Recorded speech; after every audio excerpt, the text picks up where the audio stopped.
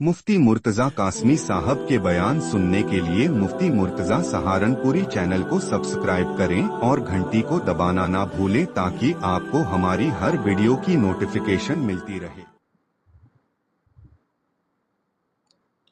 अऊज़ु बिल्लाहि मिनश शैतानिर रजीम।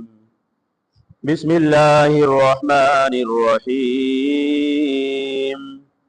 वलक़द आतैना दाऊद मिन्ना फ़ज़ला या जिबालु अव्विबी मअहु वत्तय्र वअलन्ना लहुल हदीद अन इअमल साबिग़ातिन वक़द्दिर फ़िस्सर्दि वअमलू सालिहा इन्नी बिमा तअमलून बसीर। सदक़ल्लाहु व मौलानल अलियुल अज़ीम व सदक़ रसूलुहुन नबियुल करीम व नहनु अला ज़ालिका लमिनश शाहिदीन वश्शाकिरीन वल्हम्दुलिल्लाहि रब्बिल आलमीन। बिस्मिल्लाहिर्रहमानिर्रहीम। शुरू अल्लाह के नाम से जो बड़ा मेहरबान निहायत ही रहम करने वाला है।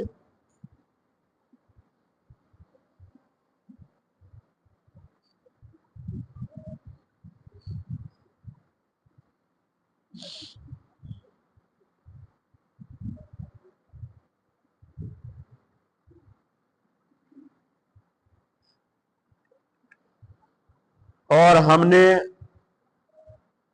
दाऊद अलैहिस्सलाम को अपनी तरफ से एक बड़ी फजीलत अता फरमाई, बढ़ाई दी उनको।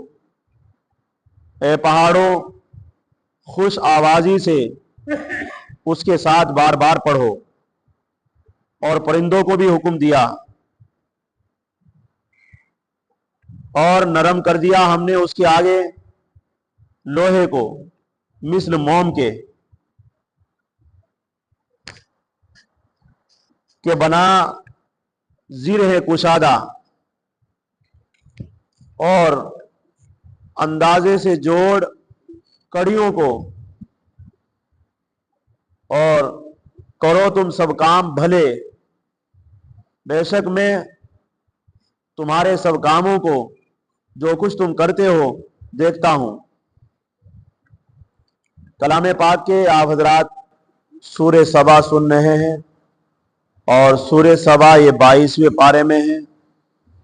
सूरे सबा की आयत नंबर 10 और 11 दो आयत आप हजरात के सामने तिलावत।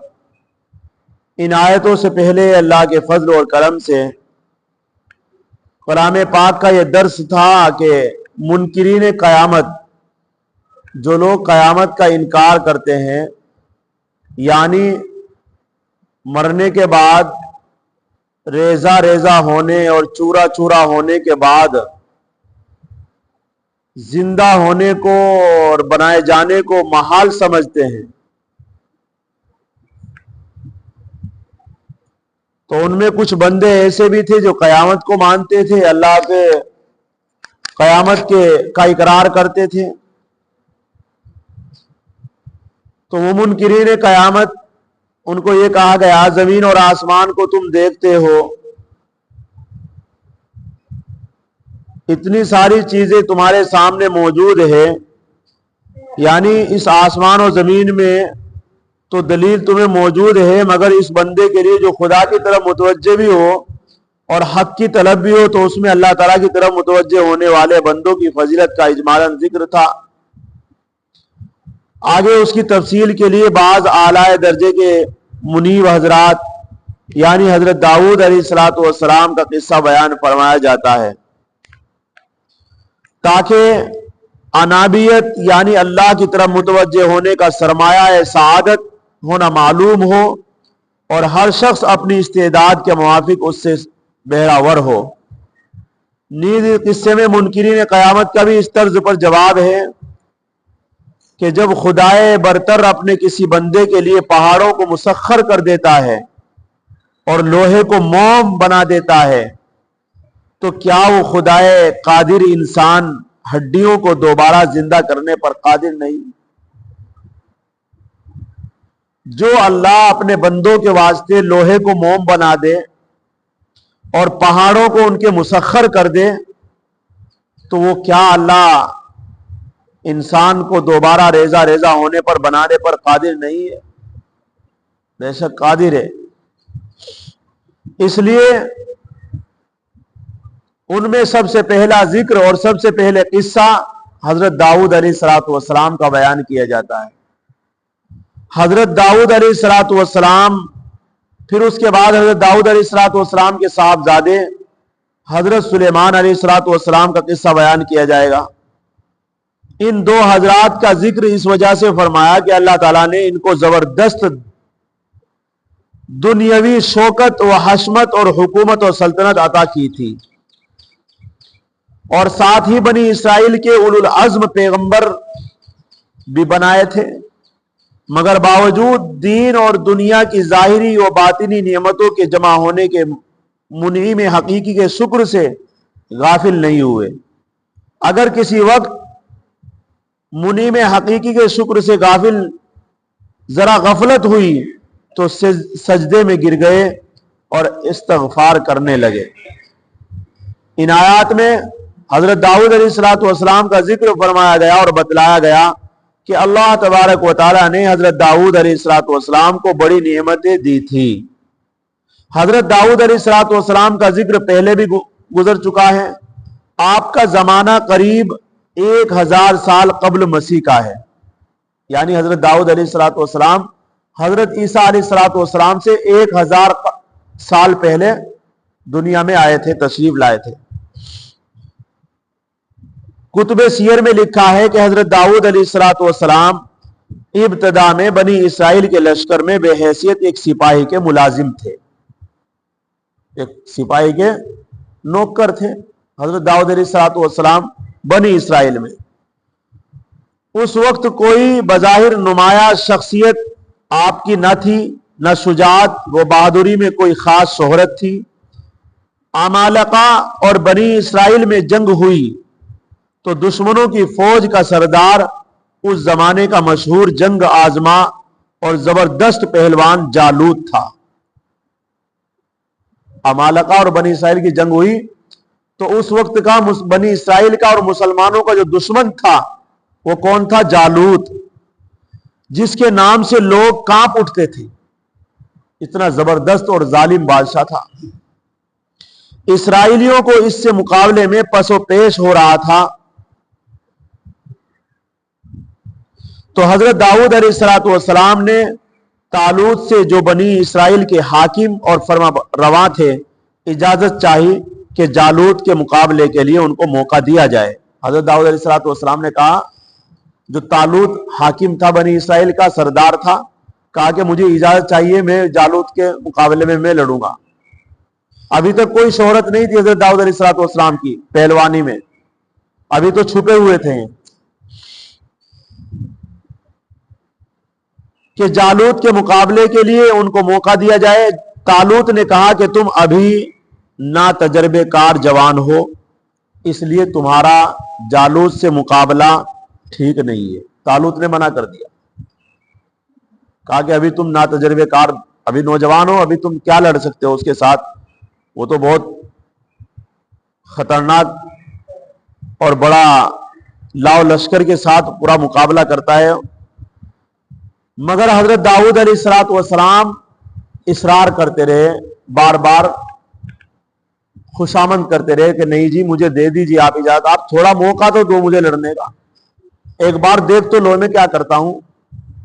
بادشاہ منع کرتا رہا، یعنی حاکم حضرت طالوت، اور حضرت داؤد علیہ الصلوۃ والسلام بار بار کہتے رہے کہ جی مجھے موقع دیا جائے، مجھے موقع دیا جائے، کیونکہ یہ سپاہی تھے نا، پولیس والے تھے، ایک نوکر کی حیثیت سی۔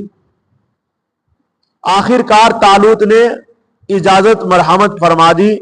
حضرت داؤد علیہ الصلوۃ والسلام مقابلے کے لیے آگے بڑھے اور جالوت کو للکارا، جالوت کو للکارا، میں تیرے ساتھ لڑنے کے لیے تیار ہوں، ہاں میرا مقابلہ کر، للکارا اسے۔ جالوت نے ایک نوجوان کو مقابل سمجھا تو حقیر سمجھ کر زیادہ توجہ نہیں دی۔ جالوت جو بادشاہ تھا ظالم، اس نے کہا ایک نوجوان ہے کیا للکار رہا ہے, کوئی حیثیت ہے اس کی, کوئی توجہ نہیں دی. اور داؤد علیہ السلام بلاتے رہے کہ بھائی لڑ, مقابلہ کر.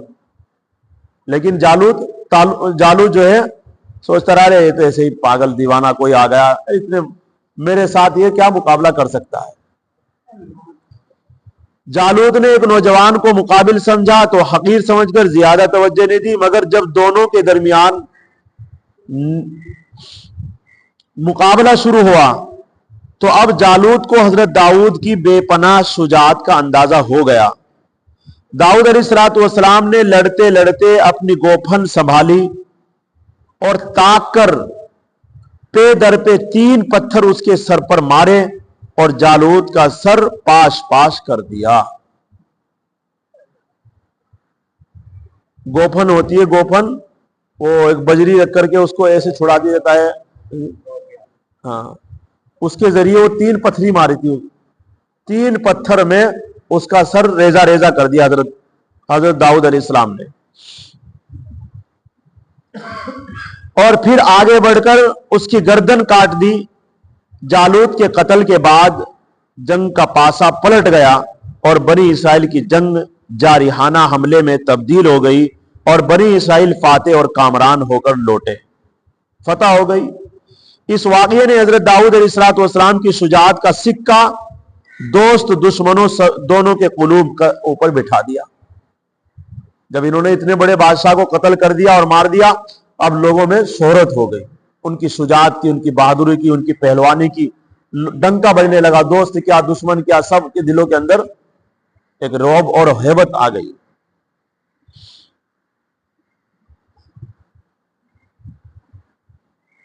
آپ نے بنی اسرائیل میں ہر دل عزیز ہو گئے, آپ کی شخصیت بہت نمایاں اور ممتاز نظر آنے لگی. بعض اسرائیلی روایتوں میں یہ بھی ہے کہ جالوت کی زبردست طاقت اور بنی اسرائیل کے اس کے مقابلے میں ہونے کی جھجک کو دیکھ کر طالوت نے یہ اعلان کر دیا تھا کہ جو شخص جالوت کو قتل کرے گا اس سے میں اپنی بیٹی کی شادی کروں گا.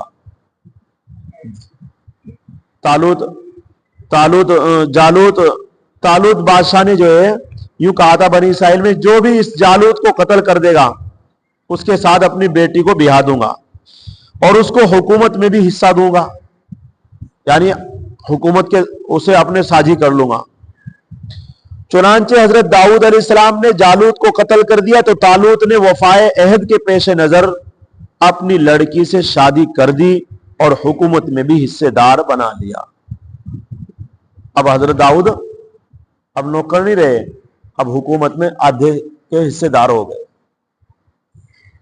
اور بادشاہ کے داماد بھی ہو گئے. حضرت داؤد علیہ السلام کے ساتھ بنی اسرائیل کی بڑھتی ہوئی محبت کا نتیجہ, سارے بنی اسرائیل حضرت داؤد سے بہت محبت کرنے لگے سب. تو محبت جب بڑھی تو نتیجہ یہ نکلا کہ طالوت کی موجودگی میں ہی یا اس کی موت کے بعد عنان حکومت حضرت داؤد علیہ السلام کے ہاتھ میں آ گئی. یعنی حضرت طالوت کے انتقال ہوتے ہی فوراً پوری حکومت حضرت داؤد کے ہاتھ میں آ گئی. لیکن ابھی بادشاہی ہیں, ابھی نبوت نہیں ملی ان کو. اس عرصے میں آپ پر خدا کا ایک زبردست انعام یہ ہوا کہ آپ منصب نبوت اور رسالت سے بھی سرفراز فرمائے گئے. اللہ اکبر. اس طرح آپ صاحب تخت و تاج کے بھی مالک تھے اور خدا کے پیغمبر رسول بھی ہو گئے. اسی طرح حضرت داؤد علیہ السلام بنی اسرائیل کی رشد و ہدایت کی خدمت بھی سر انجام دیتے رہے اور ان کی اجتماعی زندگی کی نگرانی کا فرض بھی ادا فرماتے. بنی اسرائیل کی رشد و ہدایت کے لیے اصل کتاب تورات تھی جو موسیٰ علیہ السلام پر نازل ہوئی تھی, لیکن حالات و واقعات اور زمانے کے تغیرات کے پیش نظر حضرت داؤد علیہ السلام کو بھی خدا کی جانب سے زبور عطا ہو گئی. پہلے تو یہ تبلیغ کرتے رہے حضرت توریت کی جو حضرت موسیٰ پر نازل ہوئی تھی, لیکن لوگوں کی رشد و ہدایت کے پیش نظر اللہ رب العزت نے ان کو الگ سے کتاب دی, زبور, جو تورات کے قوانین اور اصول کے اندر رہ کر اسرائیل گروہ کی ہدایت کے لیے بھی بھیجی گئی تھی.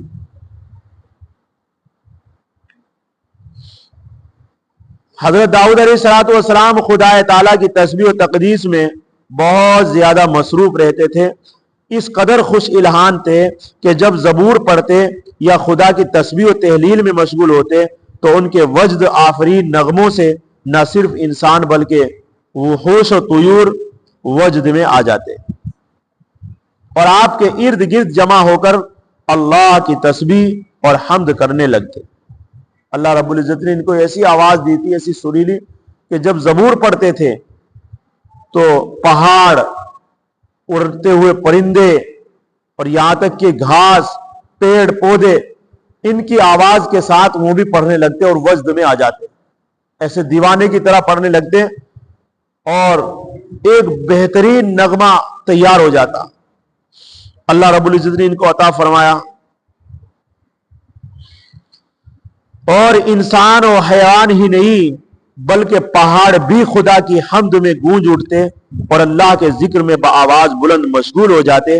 حضرت داؤد علیہ السلام کو اللہ رب العزت نے حسن و صورت یعنی خوش آوازی کا معجزہ عطا فرمایا تھا۔ ان کا خصوصی شرف و امتیاز یہ تھا کہ جب وہ صبح شام خدا کی حمد و ثنا کرتے تو وحشی جانور، چرند پرند، پہاڑ بھی آپ کے ساتھ بلند آواز کے ساتھ تسبیح پڑھتے تھے، آپ کے ساتھ بیٹھ کر کے۔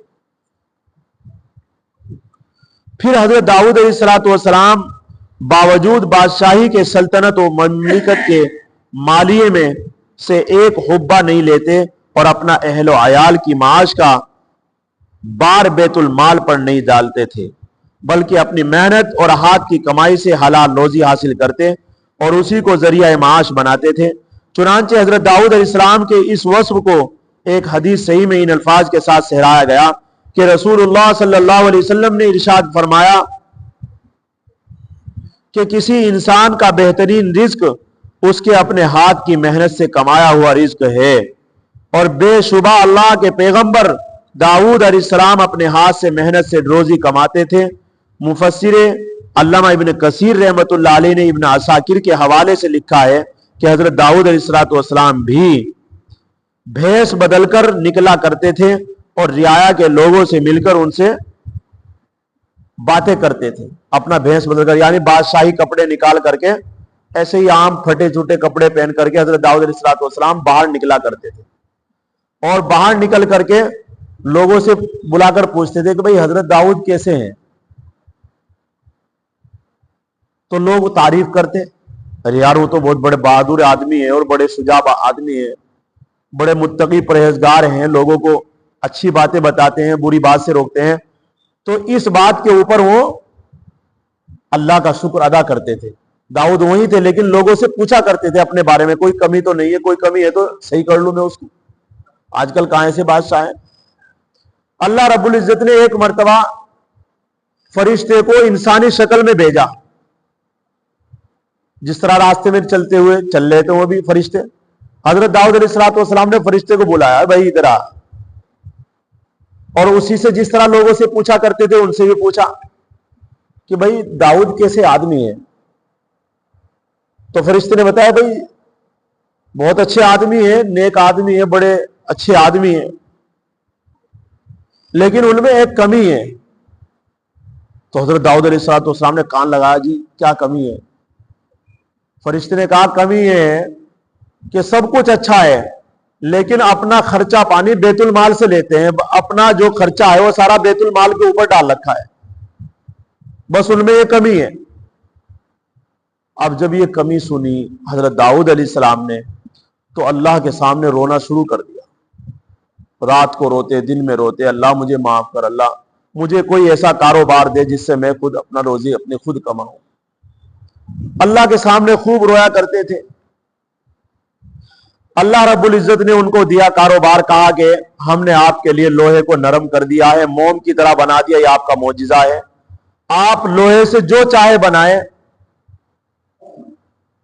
یہ آپ کی روزی روٹی کا ذریعہ ہے۔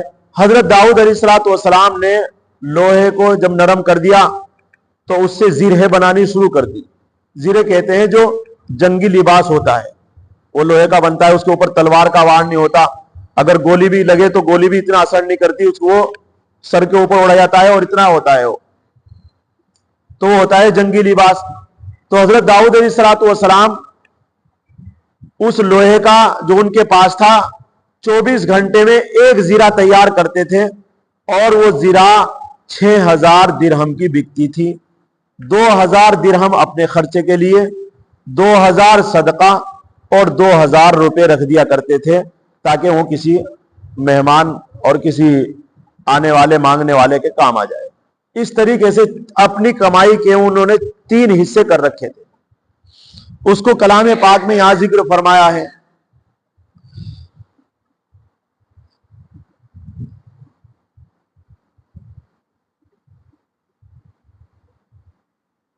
تو اللہ رب العزت نے ان کو یہ کام سکھایا تھا. اور اس میں فرمایا وَلَقَدْ آتَيْنَا. اب یہ ساری تقریر کے بعد اب یہ قرآن کلام پاک کی تفسیر ہے. وَلَقَدْ آتَيْنَا. اللہ رب العزت کہتے ہیں اے منکرین قیامت، تمہیں یہ سمجھنا چاہیے کہ اللہ رب العزت کے نے جنہیں زمین اور جنہیں بہت ساری بادشاہت عطا فرمائی تھی، بہت ساری نعمتیں عطا فرمائی تھی، اس کے باوجود وہ اللہ کے حکم کو نہیں ٹالتے تھے. تو ان کے سر فہرست ہمارا بندہ حضرت داؤد ہے. وَلَقَدْ آتَيْنَا دَاوُودَ مِنَّا فَضْلًا. اور ہم نے عطا کی داؤد کو اپنی طرف سے بڑائی، یعنی نبوت کے ساتھ غیر معمولی کی سلطنت عنایت اللہ رب العزت نے ان کو عطا فرمائی. نبوت بھی عطا فرمائی اور بادشاہت بھی عطا فرمائی. تو یہ ان کا ایک خاص معجزہ تھا. یا جبال اوبی معہ والطیر. جبال کے معنی آتے ہیں پہاڑ کے، اور اوبی یہ مشتق ہے تعویب سے، اس کے معنی آتے ہیں بار بار لوٹانا، بار بار دہرانا. والطیر اس کے معنی آتے ہیں اڑتے ہوئے جانور، پرندے جن کے پر ہوتے ہیں. تو اللہ رب العزت کہتے ہیں اے پہاڑوں، یا جبالو اوبی معہ والطیر، اے پہاڑوں حضرت داؤد کے ساتھ بار بار لوٹاؤ، دوہراؤ، پڑھو. والطیر اور پرندے اور اڑتے ہوئے جانوروں کو بھی. یعنی حضرت داؤد علیہ الصلوۃ والسلام جب زبور پڑھتے تھے تو ان کے ساتھ پہاڑ، ان کے ساتھ پرندے، ان کے ساتھ زبور کو دوہرایا کرتے تھے اور وہ بھی گنگنایا کرتے تھے، اور وہ بھی اللہ کے پیغمبر کے ساتھ پڑھتے تھے. یوں لکھا تفسیر کے اندر کہ اتنا اچھا نغمہ بن جایا کرتا تھا جب سب پڑھتے تھے، پہاڑ بھی اور پرندے بھی اور حضرت داؤد بھی. اتنا اچھا نغمہ بن جایا کرتا تھا، لوگ اس کو اچھے طریقے سے سن لیا کرتے تھے. اور آج جو باجا تیار ہوا ہے، باجا جو باجا بجتا ہے، یہ حضرت داؤد کے نغمے سے ہی لیا گیا ہے. ان کی اتنی اچھی آواز تھی، اور لوگ اور جو پتھر اور پہاڑ پڑا کرتے تھے تو ایک بہترین آواز بن جایا کرتی تھی. تو اسی سے تیار ہوا ہے باجا. اور یوں فرمایا کہ حضرت داؤد علیہ اللہ کے رسول صلی اللہ علیہ وسلم نے ارشاد فرمایا کہ سب سے اچھی آواز دی تھی اللہ رب العزت نے حضرت داؤد کو.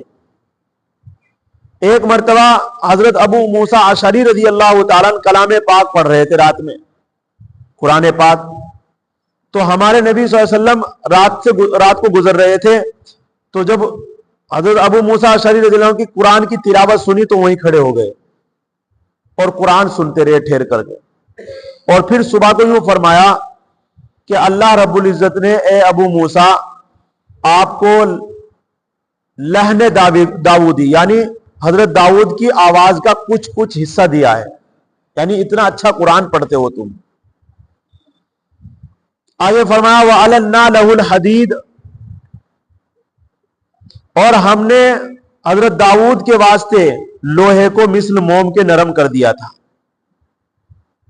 یعنی بغیر آگ میں بغیر گرم کیے ہوئے، بغیر ہتھوڑا مارے ہوئے حضرت داؤد علیہ السلام کے ہاتھوں میں وہ لوہا ایسے نرم تھا جیسے دھاگا. جس طرح چاہے اس کو موڑ لیا، جس طرح چاہے اس کو پتلا کر لیا، جس طرح چاہے کر لیا کرتے تھے. وہ ان کے ہاتھ میں، صرف ان کے ہاتھ میں آتے ہی، اس کے علاوہ نہیں تھا کہ اس زمانے میں سب لوہا نرم تھا، جب ان کا ہاتھ لگتا تھا فوراً لوہا نرم. یہ اللہ نے ان کو معجزہ عطا فرمایا تھا. انعمل سابغات، یوں فرمایا اللہ رب العزت نے کہ بنا اس سے، یعنی جب حضرت داؤد علیہ السلام روتے رہے اس فرشتے کی یہ بات سن کر کے کہ اللہ نے حضرت داؤد کو کمی، یہ ایک کمی ہے ان کے اندر کہ وہ بیت المال پر اپنا بوجھ ڈال رکھا ہے اور وہاں سے لوگوں سے اپنا خرچہ وصول کرتے ہیں لوگوں کے مال سے. تو ایسی صورت میں حضرت داؤد علیہ السلام جو روتے رہے، اللہ سے کہتے رہے اللہ مجھے کوئی کام دے، اللہ مجھے کوئی کام دے. تو اللہ رب العزت نے یوں کہا انعمل سابغات، لوہے کی زرہیں بنانی شروع کر دو. تو معلوم یہ ہوا کہ زرہیں بنانے کا یہ ہنر اللہ رب العزت نے حضرت داؤد کو خود سکھایا تھا، فرشتے کے ذریعے خود سکھایا تھا، وہ کسی کے پاس کام نہیں سیکھے تھے.